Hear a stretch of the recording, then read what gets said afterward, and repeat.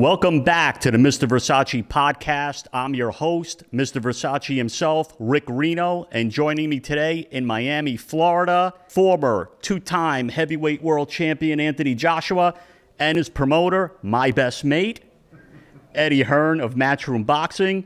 AJ, I'll start with you. When did you first become aware of Jake Paul? When did you first hear about him? When did you first hear the name? Great question. I would probably say, when did I first hear about Jake Paul? I can't even remember. Maybe just before. Before he started boxing? After? No, after for sure. After. Maybe around, I don't know. I actually can't remember, but it was definitely during his boxing career. The first, could you remember the first fight you saw of his? Like what your first impressions were? First fight I watched of Jake was him and Tommy Fury. It meant so much to Tommy Fury as well. He was crying after. Yeah. It was a lot on the line for both of them, I think. And Jake is still here standing tall. So congratulations to both of them. The victorious one in Tommy and the man who's still standing in Jake. And Eddie, you're the guy to blame for all this the last 3 years because you turned Jake pro. Yeah. 2020. Did his professional debut. He turned pro on a Matchroom boxing show. AJ didn't even know that. Against Anderson Gibb. Yeah. Know that guy? And he's brought me in to end it. I like that. We started it and now we'll finish it. Isn't that the poetic irony of it all? Yeah. You started his career. Now, this man right here may very well end that career. That's the aim. Yeah. So how did that even come about? Did he come to you, or was it because you promoted Logan's first fight? That's right. Yeah, we did Logan Paul against KSI 2 at the Staples Center in Los Angeles. And at the time, Jake Paul wanted to have a fight. And he fought Anderson Gibb. And to be fair, Gibb's gone on to actually do okay. And Jake won in the first round. You could see that, he was unbelievably raw back then. Yeah. But he was a little bit different to the traditional YouTubers that were just flailing around. The family are good athletes. Logan is a fantastic athlete. I mean, if you watch him in WWE, he's phenomenal. So, yeah, it was just wild back then. And obviously the rest is history. And here we are today. And what went through your head when you first heard that he was fighting Tank? And Gervonta's a lightweight. There's such a size and physical disparity. Where you were like, it's another circus act taking place. It wasn't so much of a circus act because Tank's he's legit. Yeah, he's legit. Now the advantage was in the height difference. I think that was the only thing that I could see being a little bit of a problem for Jake. Being a problem for Tank. But I just thought, wow, that's actually a good step forward in the right direction. So when Tank fell out, what was your reaction when you got the call saying, okay, now he wants to fight you? I just thought, brilliant opportunity, man, because I understand what his audience tuning in does for me, what it does for boxing as a whole, and the ripple effect it has on the industry that I'm in. Because when Jake moves aside, boxing still benefits. I'm a pure boxer. So boxing still benefits. I just thought, what a great opportunity to perform in America just before Christmas. We had been training anyway. Everything was stacked up for it to happen, and I think it's a great date to happen on the 19th of December. Was a part of you, or maybe your team, would you take any offense at all that he's fighting YouTubers and basketball players, now he's calling me to fight? No, because the thing is with boxing, it's a nasty game. You don't want to do it. You go to the gym to keep fit. As Eddie said, you can see this guy's got a bit of talent. Hey, get some gloves on. Next minute, hey, what do you want to do some sparring? Next minute, you get carded. Next minute, you're fighting. Next minute, he's fighting Tank. Next minute, he's fighting Anthony Joshua. Boxing is just like it's a snowball effect. It just keeps rolling and getting bigger and bigger and bigger until you meet someone or you hit a wall and it all just goes. Now, just to clear things up, because you hear all sorts of crazy things on the internet. I'm sure you've seen it. Eddie's heard it. There's no clause of you're going to go easy on him. You're going to give him a little tap. The reason why people think there's a clause is because they don't understand how Jake's beaten Woodley, Silva, and other people. I think that's what they just can't get their head around. So in short, he's done well to put himself in position, and there is no clause in the contract. There is no clause that I have seen that I would even you're not a man who plays with his food. No, I don't play with my food. No way. No way. If I can hurt you, I'm going to hurt you, bro. And if you, no, I'm not going to say, but if you hit me once, I'm gonna hit you twice. That's just the game we're in. Yeah. And I've told people, a fight, I'm like, what's in it for AJ to let the fight go any longer than it has to go? Because I view it as a dangerous fight from the aspect, because I've seen it happen. A guy takes a fight everyone perceives as easy, but then he breaks his hand. He might have a clash of heads, and you got other big plans in 2026. Yeah, so exactly that. You just hit the nail on the head. Why would you risk it? In boxing, it's a great game because, like, if you watch football, you don't want it to end in the first 10 minutes. You want to watch a full 90-minute football match, soccer match, or NFL match. With boxing, if I can end it in 10 seconds, I'll do it. And people will be happy. So I just want to make people happy. The reason why people love certain fighters is because they punch with both hands and they can hurt a fighter, and that's what I want to do. And Eddie, I'm going to ask you from the business end, was it awkward a bit? Obviously, you have a close relationship and a partnership with DAZN. AJ's viewed as a DAZN fighter. When you had to go to DAZN and say, hey, by the way, I got this opportunity for AJ, the biggest fight commercially for him in the United States, but I got to take him to Netflix. Yeah, there were a few hurdles because AJ's a very loyal guy. Yeah. So firstly, when he made that move to DAZN, he didn't make the move and, he's not looking to duck and dive and transfer and there was that element. And then there was Turki Al-Sheikh, who's been incredibly good to AJ and to us. He's had a little bit to say about Jake Paul's exhibition stuff. Yeah. So we had to deal with DAZN, which was very sensitive. And we wanted to make sure that Turki Al-Sheikh was happy that, we were taking this fight because we were originally talking about fighting on November 22nd card, as you know, in a run-out fight there. So this was a blessing because we wanted a run-out fight. AJ's got a new team. The plan was to get that run-out fight and then go into 2026 firing. We were going to do it on November 22nd. It just so happened we're doing it against Jake Paul for a lot more money on a really big platform. And we're going to leave this as one of the biggest stars in the sport, but more importantly, with the momentum to go back to the real business, if you like, of 2026. And we'll see what that looks like post this fight. But he goes into 2026 as the biggest star in boxing with massive exposure in the US market, with a sackload of money, and more importantly, momentum. And that's what, we're very proud of him because of the work he's put in, the shape he's coming into this fight. Don't worry about taking it easy. Oh, it's Jake Paul. He's prepared for this fight. He's a pro. He would prepare for this fight like he's prepared for any fight. A legitimate world championship contender. And that's why you'll see the levels, because you won't see a guy who's going to underperform because they haven't prepared. He's come in unbelievable shape. The weight stipulation is actually a blessing for him. I think he looks fantastic. And it's exciting. This is just another chapter. And this is a wild chapter, one we never expected, but one we're very grateful for. To Eddie's point, I'm sure when you see a lot of fighters, whether it's a YouTube video on TV, whatnot, you say to yourself, I'm going to be in the ring with that guy one day. I'm sure when you saw Jake Paul, you didn't say to yourself, I'm going to be fighting that guy one day in the ring. You're 100% correct. I never thought that. Did you ever think I'd be in the ring with Jake Paul? I mean, there were rumors, obviously, earlier in the year. No, but I'm talking about like maybe 3 years ago. No. You couldn't see it? I thought eventually he would get in with someone, maybe a Canelo, someone that was, or someone smaller. Why does he want to get in with a kid? Because remember, I was listening to Nikita. It's not actually his choice. Nikita said, my job is to fulfill Jake's wishes. Jake wants to be in the ring with these guys. Why? Money. It does make you, because they say, would you fight a lion for $1 billion? Most people probably would. So Jake, money makes people do crazy things. Now, Eddie had mentioned you got a new team. You started training with the team behind Alexander Usyk. Yeah. Why did you go in that direction, make that change, and what did you see about the work they did with Usyk that made you say, I want to work with these guys? Sergey invited me and said, you're more than welcome to come and do some training. At first, our schedules didn't align, and then our schedules aligned, and I think it was a really good decision. It's been an eye-opener. People could ask me in the future, what message could you give young kids out there? I say, work harder. If you think you're working hard, do more. And if you think you're doing enough, do more. Look, that's the only way you're going to win. His free time, well, let's say, I don't think he's been beaten as an amateur either. Anyway, he's an Olympic gold medalist, free time, unified champion.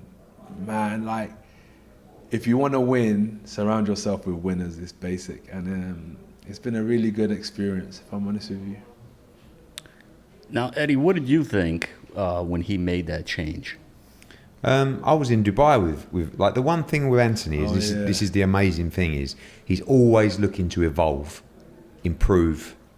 And like sometimes we joke because I turn up in camp and he's got some little device that he's working on, or he's touching these things on the walls to improve his reactions. It's like a constant drive for say greatness, but just for improvements.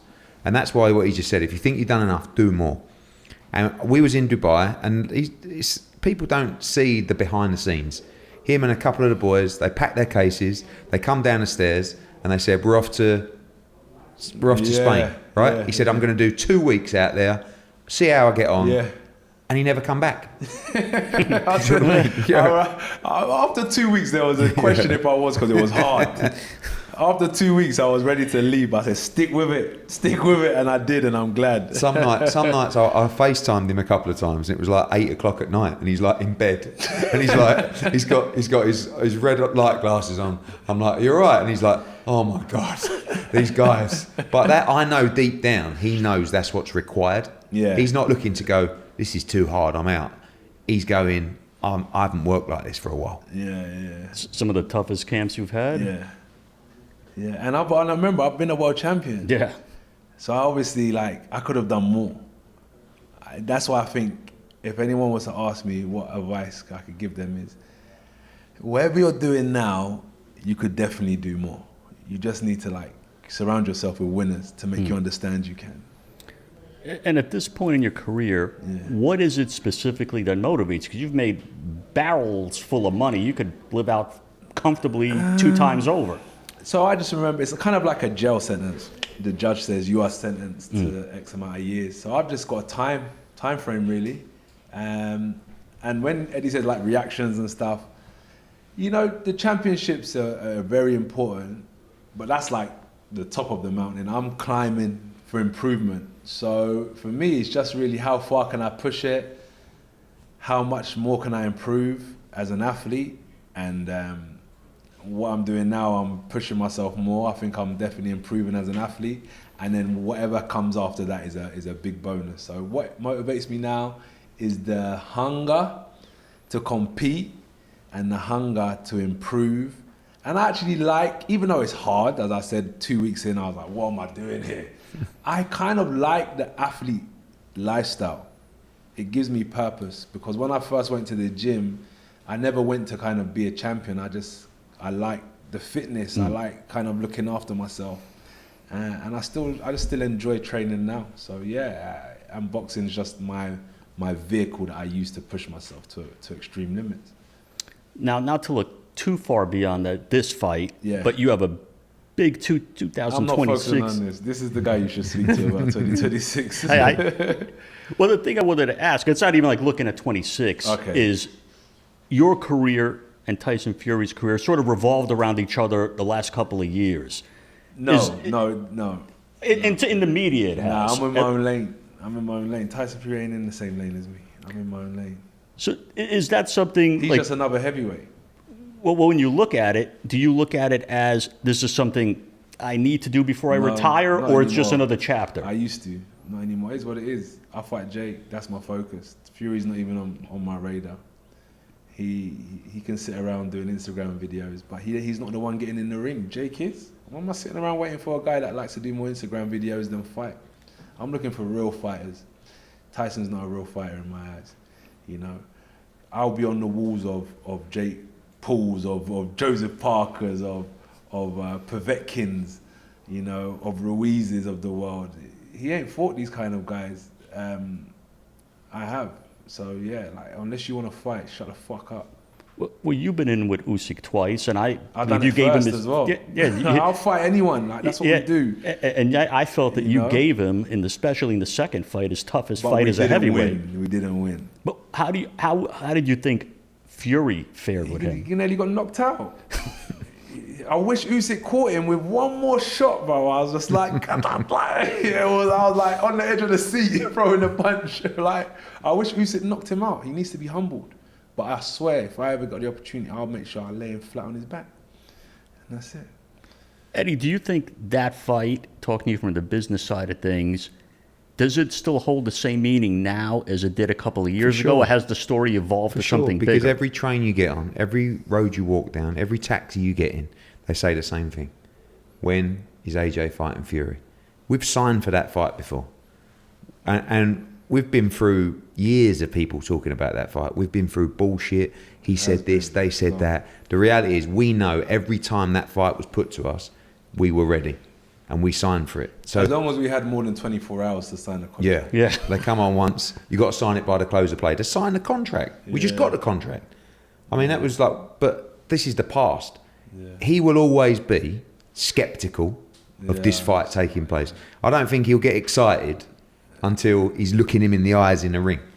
But for now, you know, and listen, that fight's obviously, there's a lot of conversations going on about that fight, but AJ's mind has been on this fight. Yeah. And he's never the type to That's why think I stopped about replying or, you know, and That's why we stopped messaging yeah, for a bit. because like, you know, look, so we know the plan for 2026, but when His Excellency, who works very fast, says, right. Yeah, and Eddie was trying you know, to speak to me and say, like, you know, respectfully, the guys that are backing His Excellency Riyadh season want to know this. I said, Ed, look, I just can't. We have to focus, man.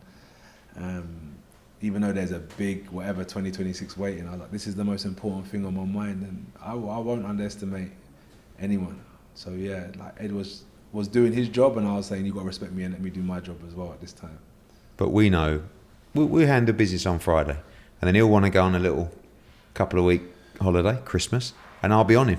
Yeah. But, you know, and we'll take care of the business when time comes. I know, you know, I know what should happen. We all do. But we got to take care of Friday. Yeah. And then 2026, for me, physically, this is the most excited I've been about Anthony Joshua's future. It's mad. It is mad. You know, and this Friday, you know, I say we wanted a run out. Yeah. But it's still a serious thing we have to go and do on Friday. But 2026... You know why you can call it a run out? You know, I just think, let's say we take away all the fireworks, all the glitz, all the glam, all the press conference, and you just put a ring in a dingy pub, yeah? And there's about 50 to 100 people in there, some locals that drink there, and some parents that are coming to support their kids. And Anthony Joshua fights this kid called Jake Paul. There's no YouTube, there's no whatever. I'm going to run through that guy. It's just that, it's just what it is. So whether you call it a walkout or not, it is what it is. It's bigger than what it is because of the machine behind it. But take away the machine and you say that these two guys are going to fight in a pub hall. We don't know about them, but they have the ability that they have. The odds are majorly stacked in my favor. So it's similar to the Fury fight. Was this a fight where you didn't believe it would happen until the contract was actually signed? Do you know why I thought it would happen? Because Jake himself wanted it to happen. Yeah. I think as well, he may have spent the money. You know, you got a Gervonta Davis fight coming in, right? Yeah, He's got, you're not I'm making wrong. whatever I'm You're not making, wrong. boom, it all falls down. I think he bought a ranch. yeah. I already bought a ranch. So you do have to, you start spending the money before you cash your check. And then you got tax, then you got camp expenses. So it's boxing can make money, but it's not all like pockets of cash, and I think you're right. And the only way you make good money in boxing is by fighting like good, popular fighters. So yeah, he wants to make money. I think money's a big factor for him, for sure. Was that a big part of yourself behind the scenes where you had to discipline yourself is with money? Because you see a lot of boxers, when they start making real money, overspending, 15 cars, you know, and they end up going broke or having to fight until they're 50 because they spend it as soon as they get it. Yeah, you know, it's such a shame. And there's no one to help you in boxing, no institution. What I've always said to myself is, when I'm done boxing, I want to be able to go to Eddie. I would like to buy 5 ringside tickets to the Ben Whittaker fight. I don't want to say, Eddie, I was the next champion that was on your stable. Can I get 2 tickets? And he puts me up in the gods because I'm no good to him no more. Eddie's like, yeah, put him up in the gods. Keep him away from me. That Josh was doing my head in. I want to make sure I've got... Oh, God. Yeah, I got Josh Frank, calling look, me. he's on again. I want to make sure I've got like £100 so I can pay for my tickets because I see it. The game don't love you back, so you got to make sure you make good decisions. Now, you see a lot of fighters throughout their careers play musical chairs with promoters and stuff like that. But you've been with Eddie your entire career. What has made this relationship work for you? He's from a good cloth. Like, he's from a great family, great lineage, self-made. Their families self-made. Eddie's taken the business to extreme levels. I went around. I think I'm smart enough to make good decisions, and we built a good friendship. Like, our working relationship is solid, our friendship's solid, and that's what I say. Even after my boxing career, I don't just want to. I want to be independent. I want to respect Eddie's business. I want to buy tickets. I want to continue to be an asset to him, not a liability. And he's been an asset to me, not a liability. So it's a perfect relationship. It works well. And I'd advise any fighter that wants to get involved in the sport and have a crossover appeal. Because Eddie's not only in the UK, not only in America, not only in Germany, not only in Mexico, not only in Africa like he's doing December 20th. He's taking over, man. So it's a great time to be in Matchroom Boxing. Can we make sure we keep that in, that bit? Because you might want to cut that out, you know? Now, listen, nobody sees your face more now than I do. True. And what do you think has made the relationship? Because you've had fighters come and go. Honesty from both sides. Like, you know, there's nothing, I want to be all in with someone. Like, you know, the other day when he sent, you know, he's in the ring and he's a classy guy. A lot of people, you know, he's in the ring with MVP and he goes, just want to say, Matchroom Boxing are the best, blah, blah, blah, blah. People are going, you made him say that, didn't you? I said, no. I sent that. I saw Eddie jumping like this. Yeah. I sent that to my family. And my dad replied and said, he's our greatest ambassador.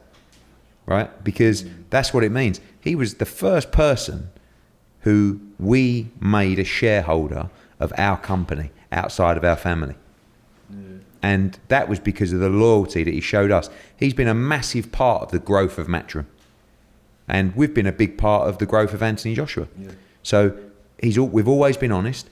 Now, someone said the other day, have you ever fallen out with him? Oh, I don't think we've never fallen out. No. We've never shouted at each other. We've never, you know, he hasn't agreed with every decision we've made or we've, you know, taken. And he will always be the boss. He'll always make the final decision. But he trusts us. We got his back 1,000,000% at all times. And, you know, we've come a long way from one of those first meetings when he said to me, he leant over and he looked at me and he said, "You're not like Don King, are you?" And I was like, whoa. Yeah, I was like, whoa. And because he's a very intelligent guy and he likes to digest information. He likes to process it. And he waits to make the right decision. And he doesn't just make a decision like that. He knows what he's doing. And you know, that's one of the beautiful things, to start the career and end the career with the same people in the same. It's very, very rare in sport these days, and we're very thankful for it. Now I'm going to go to a segment that I like to call News and Notes, where I just kind of go to a big news topic that's going on and get the expert opinions of you two gentlemen. And obviously the biggest story at the moment is the retirement of Terence Crawford. You as a fighter, AJ, do you think he pulled the trigger at the right moment? Was it the right time? Obviously there's plenty of fights out there still for him. In our eyes as fans, it needs to come when we see that he hasn't got it anymore. It's like we want to see we want to see the torch being handed over. So I feel like Terence Crawford has got so much more to give. Now the thing is, what we learn about people is that it's not just physical, it's what's going on in his mind. I think he's having some issues with the belts and, you know, he's been in the game for a long time. And maybe he's just like, you know, forget it, I'm done mentally, even though physically I'm good. But I would love to see him continue fighting. I think he's got a lot left. And I think now's his time. Now's the moment. Now is the moment to showcase your skills. But we have to live and let others live by their own rules. And Eddie, I know obviously you had big plans in your head. Maybe one day I'll get him in the ring with Jaron Ennis or someone else from your stable. What did you think about when you heard it? I think it's a great thing to go out on top. Not many do it because it's so easy to keep going. Yeah. But you know in your heart when you don't want to do it anymore. Yeah. And listen, mate, is it for real? I don't want to be skeptical, but you know. Is it a Tyson Fury retirement? You don't know what's going on behind the scenes. Is there a negotiation for the Canelo rematch? It could be anything. But I was quite surprised because Terence is a fierce competitor. Doesn't matter whether it's boxing or whether you have a game of table tennis with him or darts. He's like, and like what AJ said, for a long time he's been searching for that stardom. Yeah. Now he's actually got it. And what you saw in that performance was he's in his prime, even at 38. But you don't know the niggles, the injury. Like he could just be going, do you know what? I'm done. But I would be very surprised if we never saw him again. But me and Naz were talking about it. It's like Calzaghe, where he came to his peak at the end of his career, earned the money, got the big shot fights, and then retired. It's kind of the same as Crawford. He waited a long time, been in the game. I remember watching him when he fought Ricky Burns. Yeah. I didn't even know. I was thinking, who's this? He was on that card, right? No, it was the one. No, I think I was watching it. Yeah, right. I think I was watching it. Maybe I was early, and then I come back and I watched the fight. And he's been around for a long time, and he's stood up to every test. He's never lost a fight by. He's never won a fight by majority, right? It's always been unanimous or knockout. Yeah. He's a special talent. But as Ed said, you never know the niggles or what's going on behind the scenes. But I would love to see him continue to compete because now, for me, is the time for the Terence Crawford show. This has been the Mr. Verzace Podcast. I want to thank Anthony Joshua and Eddie Hearn for joining me. This Friday, watch AJ spark someone out named Jake Paul live on Netflix.